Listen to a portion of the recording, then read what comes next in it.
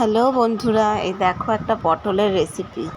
আমরা এখন পটল খেতে দেখবা, এখন রথ চলে এসেছে, পটলের চোকলাগুলো শক্ত শক্ত লাগছে, পটল খেতে ভালো লাগে না, কিন্তু এই পটলটা ঠিক এইভাবে রান্না করবে, দেখবে খুব টেস্টফুল হবে, একদম গ্রেভি গ্রেভি। দেখো স্বাদ মতন লঙ্কা আর জিরের গুঁড়ো, আদা, গরম মশলা আমি বেটে নিয়েছি, আর পটলগুলো ভাজা চাপিয়ে দিয়েছি, পটলগুলো ভাজা হচ্ছে।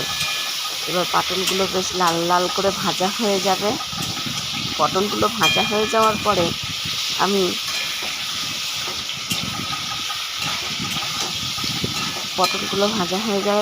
পটলটা ভাজার পর আমি এর মধ্যে যে মশলাটা বেটে রেখেছি সেই মশলাটা সুন্দর করে এর মধ্যে দিয়ে দেবো। মশলাটা দিয়ে দেওয়ার পর মশলাটা ভালো করে কষিয়ে নিয়ে খুব সামান্য জল দেবো। এই দেখো, দেখেছো পটল আলুটা কেমন ভাজা হয়ে গেছে। আলু কিন্তু আমি খুব সামান্য অল্প দিয়েছি। তারপরে এই যে মশলা দিয়ে এটা কষিয়ে এইভাবে রেখেছি। এই দেখো মশলাতে কষানো হচ্ছে, এটা দেখেছো কেমন তেল বেরিয়ে গিয়েছে, এর মানে মশলাটা কষা হয়ে গেছে। তার একটু নেড়ে চেড়ে নিচ্ছি। কড়াইতে যে তেল হয়েছে চারিপাশে কেমন তেল বেরিয়ে আসছে, মানে পটলের ওটা হয়েছে, মানে মশলাটা হয়েই এসছে, কষানোটা হয়ে এসছে। একটু তেল বেশি দেবে, একটু নুন আর ঝালটা বেশ চড়াচড়া করে দেবে।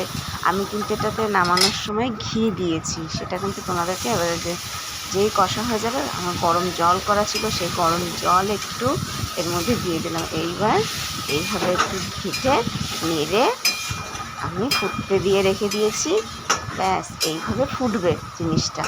ফোটার পর আস্তে আস্তে ফুটে দেখো কেমন ফুটে জিনিসটা, একদম চটচট করে লাল লাল তেল তেল কষা কষা পটল।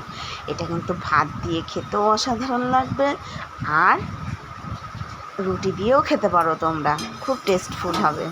কিন্তু তোমরা তোমাদের স্বাদ মতন নুন, স্বাদ মতন ঝাল দেবে। একটু ঘি আর গরম মশলা, এগুলো কিন্তু একদম পিওর নিরামিষ, আর আমি অন্য কোনো মশলা দিইনি। খাবারটা লাস্ট পর্যন্ত তোমরা দেখো, খুব ভালো লাগবে, করেও খেয়ে দেখো, দারুণ টেস্ট লাগবে। এইরকম একদম কষা কষা করে খাবে, কারণ এখন কিন্তু পটল আমরা অনেকেই ভালোবাসি না। দেখেছো, এটা আমার ফাইনাল রেজাল্ট হচ্ছে। এই দেখো।